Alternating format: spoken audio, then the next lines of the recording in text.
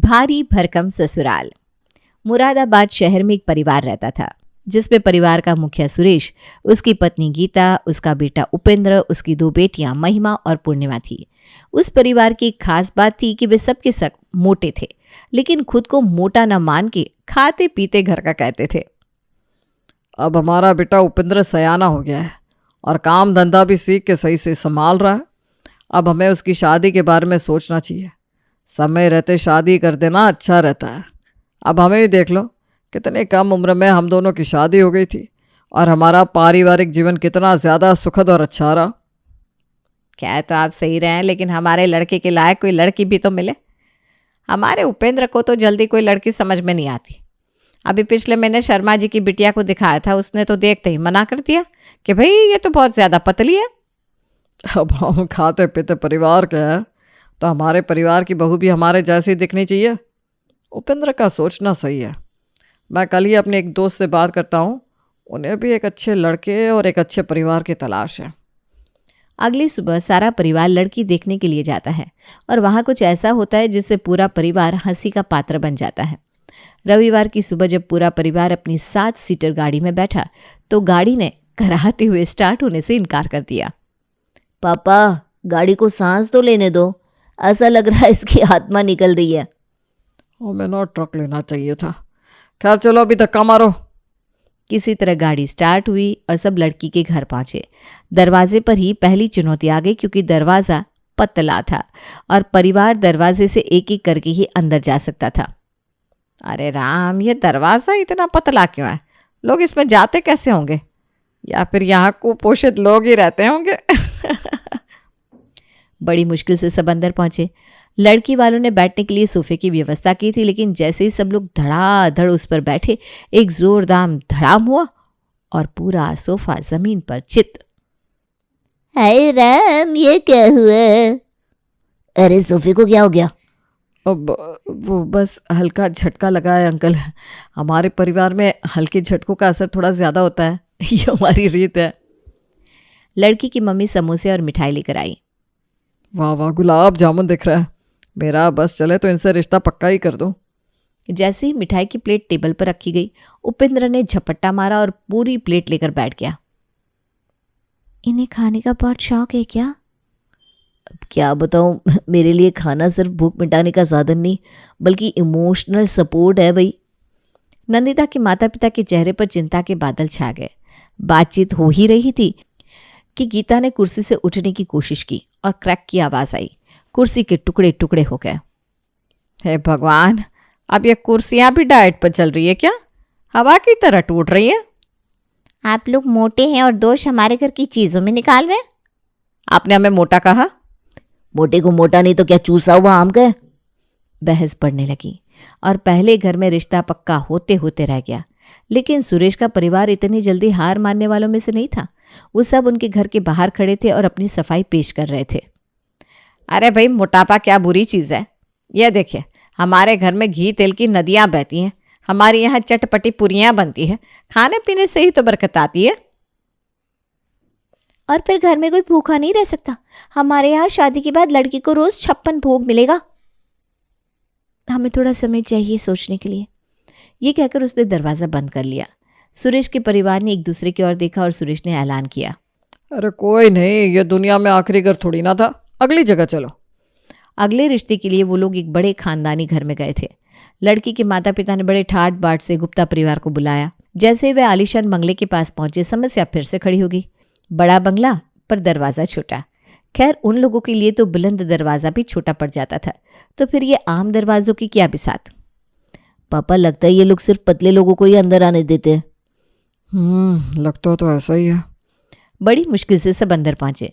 जैसे ही सब सोफे पर बैठे, लड़की की छोटी बहन चिल्लाई, मम्मी, ये सोफा अंदर धंसता जा रहा है। अब कोई बात नहीं, नया स्प्रिंग लगवा लीजिएगा। ऐसा भी क्या हो गया जो यूं चिल्ला रही हो? बातचीत शुरू हुई। लड़की वालों ने पूछा, उपेंद्र क्या करते हो? खाना खाते हैं हम तो। सब हंस पड़े। फिर लड़की ने संकोच से पूछा, क्या आपको भी स्पोर्ट्स का शौक है? हाँ बिल्कुल, मैं खाने की प्लेट और मिठाई के डिब्बे पकड़ने में बहुत तेज हूँ। लड़की के पापा का चेहरा सफ़ेद पड़ गया। तभी खाना परोसा गया। सुरेश के परिवार ने ऐसा हमला बोला कि लड़की की मम्मी घबराकर किचन में भागी। ये तो पूरा भंडार ही खाली कर देंगे। आखिरी झटका तब लगा जब सुरेश के परिवार ने कुर्सियों से उठने की कोशिश की और धड़ाम धड़ाम धड़ाम की आवाज़ आई। 3 कुर्सियां टूट चुकी थी। लड़की के पापा गहरी सांस लेते हुए बोले, देखिए, हमें एक फिट दामाद चाहिए, ना कि सफ़ेद हाथी, इसलिए आप लोग हमें माफ़ कर दें। सुरेश का परिवार फिर से रिजेक्ट हो गया। घर लौटते समय बहनों ने अफसोस से कहा, अब हमें भी सोचना पड़ेगा, क्या वाकई हम खाने में कुछ ज़्यादा ही डूबे हुए हैं? सही कह रही हो बहन, उपेंद्र ने घबरा कर कहा। अरे पहले घर चलकर खाना खा ले, फिर सोचेंगे। एक शाम जब सुरेश ऑफिस से लौटा तो गीता ने चाय के साथ समोसे परोस दिए। बस यही वजह है कि मेरा वज़न बढ़ता ही जा रहा है। तुम दिन रात तली भुनी चीज़ें खिलाती रहती हो। अच्छा, और रात को चुपके से मिठाई के डिब्बे कौन ख़त्म करता है? तुम्हारी ये मीठे की आदत ही असली वजह है। सुरेश भी कहाँ चुप रहने वाला था। कम से कम मैं तुम्हारी तरह हर चीज़ में घी तेल तो नहीं डालता। तुम्हारे बनाए पराठों ने ही हमें इस हाल में पहुंचाया है। अरे खुद ही तो हर रात पूरी और पराठे मांगते हो, फिर दोष मुझ पर क्यों? दोनों एक दूसरे को ताने मारते रहे, लेकिन फिर अचानक चुप हो गए क्योंकि उपेंद्र ने अपनी शादी की बात शुरू कर दी। अरे आप लोग बस अपनी बात करे जा रहे हो, मेरी शादी का क्या होगा? मेरी शादी ना होने में किसकी गलती है? अब मैं क्या बताऊं बेटा, लोग कहने लगे हैं मोटापे की वजह से रिश्ता नहीं हो पा रहा है। हमारे खानदान में सब खा पी कर मजबूत हो रहे हैं। अब अगर लड़कियों के माता पिता को हमारे जैसे हट्टे कट्टे लोग पसंद नहीं तो इसमें हमारा क्या कसूर? तू ही कुछ कम कर ले भाई, तेरा वजन दिन ब दिन बढ़ता ही जा रहा है। कहीं ऐसा ना हो कि शादी के लिए कोई लड़की ना बचे। अरे तो क्या करूं, भूखा मर जाऊं? तू खुद को भी देख ले, तू भी कोई दुबली पतली फुलझड़ी नहीं है। बस कर, वरना कुर्सी तेरे वजन से टूट जाएगी। ओ मोटू, पहले खुद आईना देख ले। तेरा पेट इतना बाहर आ गया है कि लोग समझेंगे क्रिकेट की बॉल निकल ली है। उपेंद्र ने अपनी थाली रखते हुए ताना मारा। कम से कम मैं तेरी तरह पूरे दिन सोफे पर पड़ा आलू तो नहीं बना रहता। और तू रात को छुप छुप कर फ्रिज से मिठाई चुराने वाला महान खिलाड़ी। दोनों कुछ देर तक एक दूसरे को मोटा मोटा बोलकर हंसी ठिठोली करते रहे, फिर अचानक चुप हो गए। फिर पूर्णिमा बोली, वैसे सच कहूं, हमें अब कुछ करना चाहिए, वरना एक दिन सच में गोल मटोल रोलिंग बॉल बन जाएंगे। अरे बेटा, कोई लड़की ऐसे मिल जाए जो खाने पीने की शौकीन हो तो बढ़िया रहेगा। लेकिन दुनिया में सिर्फ हम ही ऐसा नहीं है, कोई तो ऐसी मिलेगी जो हम जैसे हैं वैसा ही हमें पसंद करे। इसी तनाव में तीसरी जगह रिश्ता तय हुआ। ये रिश्ता एक सुंदर, सुशील और बेहद दुबली पतली लड़की प्रतिभा से था। लड़की के माता पिता ने मोटापे को लेकर कोई आपत्ति नहीं जताई, जिससे सुरेश का परिवार राहत की सांस लेने लगा। हे भगवान तेरा धन्यवाद, वरना मेरा क्या होता? हे भगवान तेरी लीला अपरंपार है। शादी बड़ी धूमधाम से होती है। गुप्ता परिवार ने पूरी शान से तैयारी की, लेकिन शादी में एक के बाद एक मज़ेदार घटनाएं होने लगी। उपेंद्र जैसे ही घोड़ी पर बैठने गया, घोड़ी बेचैनी से हिनहिनाने लगी। भैया थोड़ा धीरे धीरे बैठो, घोड़ी पर इतना भार। जैसे ही उपेंद्र ने पैर रखा, घोड़ी 2 कदम पीछे हट गई। पूरी बारात में हंसी का फव्वारा फूट पड़ा। अबे कहीं घोड़ी ना बैठ जाए। भैया आप बैलगाड़ी में बैठ जाओ, ज़्यादा आरामदायक रहेगा। लेकिन किसी तरह घोड़ी ने हिम्मत दिखाई और बारात आगे बढ़ी। जब जयमाला का समय आया तो उपेंद्र जैसे ही मंच पर चढ़े, मंच से खड़क की आवाज़ आई और मंच थोड़ा नीचे धंस गया। उफ, मंच भी नहीं सह पा रहा है। उपेंद्र ने जब प्रतिभा को वरमाला पहनानी चाही तो वो हल्की फुल्की होने की वजह से जल्दी से पीछे हट गई। अरे संभल कर, कहीं हमारी दुबली पतली प्रतिभा गले में ही ना अटक जाए। पूरे पंडाल में ठहाके गूंज उठे। फेरों के दौरान उपेंद्र और प्रतिभा अग्नि के चारों ओर घूम रहे थे, लेकिन जब उपेंद्र मुड़ा तो उसका पांव प्रतिभा की चुनरी पर पड़ गया और वो गिरते गिरते बची। संभालिए संभालिए, कहीं कन्यादान से पहले ही कोई अनहोनी ना हो जाए। कन्यादान से पहले कन्या शहीद ना हो जाए। चुप करो तुम लोग। फेरे पूरे होने के बाद जब उपेंद्र नीचे बैठा तो उसके भारी शरीर से एक चटाई फट गई। अब तो कुर्सी चाहिए, जमीन भी विरोध कर रही है। दूल्हे की यह हालत देखकर बाराती और घराती दोनों ठहाके लगाने लगे।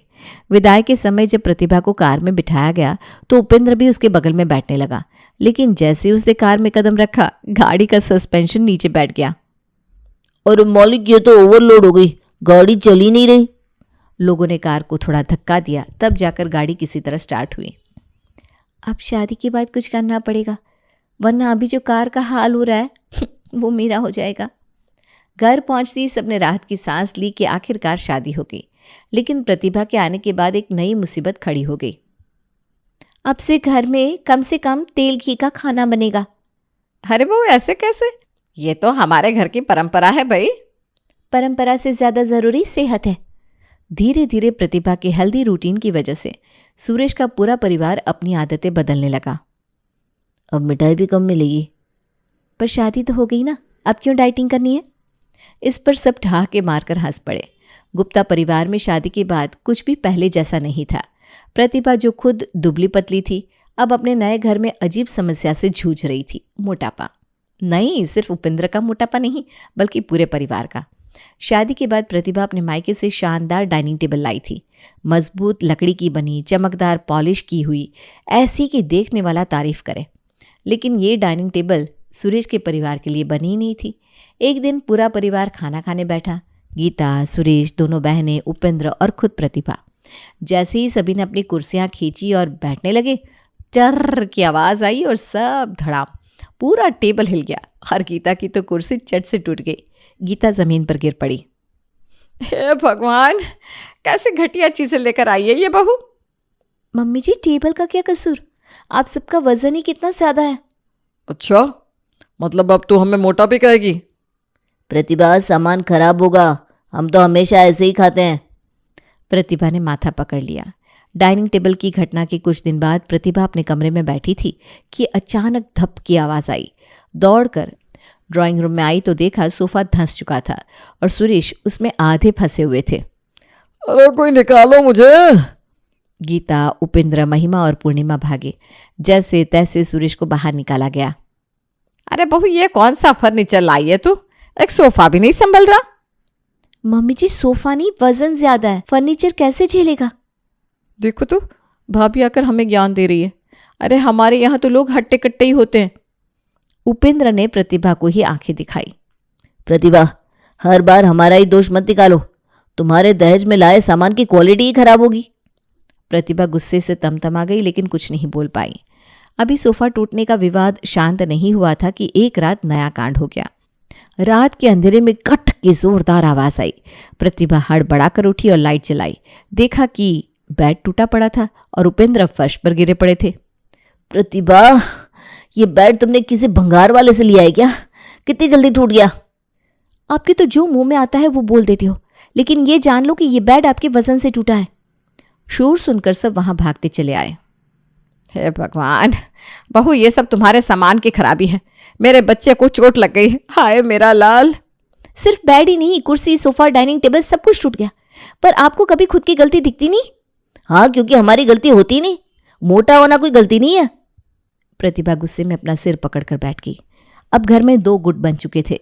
एक तरफ प्रतिभा अकेली, दूसरी तरफ सुरेश का पूरा परिवार। ये बहू हम पर मोटे होने का आरोप लगा रही है। अरे हम तो खानदानी हट्टे कट्टे हैं, हमारे यहाँ तो ऐसा ही होता है। मैं खुद को फिट महसूस करता हूँ, कोई मोटापा वोटापा नहीं है। हाँ, इसीलिए बेड, सोफा, कुर्सी सब कुछ खुद ही टूट रहा है। आप लोगों से तो बस फालतू बातें करवा लो। तमीज से बात करो प्रतिभा। मैंने कौन सी बदतमीजी कर दी? सही तो कहा मैंने। आप लोगों को अपनी गलती कभी दिखती नहीं। उपेंद्र और प्रतिभा की शादी को अभी कुछ ही महीने हुए थे, लेकिन उनके बीच छोटी छोटी बातों पर झगड़े बढ़ते ही जा रहे थे। प्रतिभा एक बड़े खानदान की लड़की थी, जहां खान पान और सेहत पर ध्यान दिया जाता था, लेकिन दूसरी ओर उपेंद्र का परिवार खाने पीने का बहुत शौकीन था। घी से लथपथ पराठे, मलाईदार मिठाइयाँ और रोज रात को स्वादिष्ट पकवान उनकी नॉर्मल डाइट थी। तुम्हें अपनी सेहत की जरा भी परवाह नहीं है। ऐसे ही खाओगे तो डायबिटीज और बीपी हो जाएगा। अरे यार, खाना ही तो असली मजा है जिंदगी में। और वैसे भी मैं तो ठीक हूँ, तुम्हें क्यों दिक्कत हो रही है? दिक्कत इसलिए हो रही है क्योंकि तुम्हारी ये आदतें हमारे बच्चों पर भी असर डालेंगी। अरे अभी बच्चे कहाँ से आ गए? आ नहीं गए, पर आएंगे ना। या फिर आपका इरादा ही नहीं है बच्चे करने का? क्योंकि आपको तो डर लगता होगा बच्चे हो गए तो वो आपके हिस्से का खाना खा जाएंगे। ये भगवान, कैसी बातें कर रही हो तुम? बोलने से पहले एक बार भी नहीं सोचती कि क्या बोल रही हो? बस फिर क्या था, बात बढ़ते बढ़ते इतनी बिगड़ गई कि प्रतिभा गुस्से में अपना सामान उठाकर मायके चली गई। प्रतिभा के घर में सभी को जब इस झगड़े का कारण पता चला तो वे चौंक गए। तो ये मोटापे की वजह से झगड़ा हुआ? हाँ पापा, उपेंद्र बिल्कुल भी हेल्दी लाइफस्टाइल फॉलो नहीं करते। मैं कब से समझा रही हूँ लेकिन उन्हें फ़र्क ही नहीं पड़ता। बेटा, ये तो सच है कि सेहत सबसे ज़रूरी है, पर क्या ये झगड़े का हल है कि तुम घर छोड़कर आ जाओ? लेकिन माँ, मैं कब तक सोऊं? मैंने कितनी कोशिश की लेकिन वो कुछ मानने को तैयार ही नहीं है। प्रतिभा का बड़ा भाई समर एक न्यूट्रिशनिस्ट था। वो मुस्कुराकर बोला, चलो इसे सही तरीके से सुलझाते हैं। हमें उपेंद्र और उसके परिवार को समझाना होगा कि अच्छी सेहत केवल एक व्यक्ति की नहीं, पूरे परिवार की जिम्मेदारी होती है। अगले दिन प्रतिभा के माता पिता और भाई उपेंद्र के घर पहुंचे। उपेंद्र और उसका परिवार ये देखकर अचंभित रह गया कि इतने बड़े लोग एक झगड़े के लिए उनके घर आ गए। प्रतिभा के पिता ने विनम्रता से कहा, हम यहाँ झगड़ा बढ़ाने नहीं बल्कि उसे सुलझाने आए हैं। देखिए, खान पान और लाइफस्टाइल का असर केवल वजन पर नहीं पूरे शरीर पर पड़ता है। हम आपके पूरे परिवार की चिंता कर रहे हैं। पर हमें तो ऐसा लगता है कि खाना एंजॉय करना चाहिए। हमारे खानदान में कभी किसी ने हेल्दी डाइट की बात नहीं की। लेकिन बदलते समय के साथ हमें अपनी आदतें भी बदलनी चाहिए। आज मोटापा सिर्फ दिखने की समस्या नहीं है, बल्कि ये कई बीमारियों को जन्म देता है। अगर हम अपनी गाड़ी में खराब तेल डालते रहें तो इंजन जल्दी खराब हो जाएगा। हमारा शरीर भी ऐसा ही है। अगर हम उसे अच्छा तेल यानी सेहतमंद खाना, जिसे बैलेंस्ड डाइट कहते हैं, नहीं देंगे तो वो बीमार पड़ जाएगा। धीरे धीरे उपेंद्र को भी अपनी गलती का एहसास होने लगा। उसने प्रतिभा की तरफ देखा और कहा, मुझे माफ़ कर दो, मैंने तुम्हारी चिंता को जिद समझ लिया। मैं अपने खान पान पर ध्यान दूंगा और एक्सरसाइज भी शुरू करूंगा। प्रतिभा की आंखों में खुशी झलक उठी। अगर तुम सच में कोशिश करोगे तो मैं भी तुम्हारे साथ पूरा सपोर्ट करूंगी। अगर सेहत अच्छी रखने से हमारी ज़िंदगी और बेहतर हो सकती है तो हमें इसे अपनाने में कोई आपत्ति नहीं होनी चाहिए। उस दिन से उपेंद्र और उसके परिवार ने धीरे धीरे अपनी आदतें बदलनी शुरू कर दी। कुछ महीनों बाद उपेंद्र न केवल फिट और एनर्जेटिक दिखने लगा, बल्कि उसका कॉन्फिडेंस भी बढ़ गया। प्रतिभा को ये देखकर गर्व हुआ कि उसका पति अपनी सेहत को लेकर जागरूक हो गया था।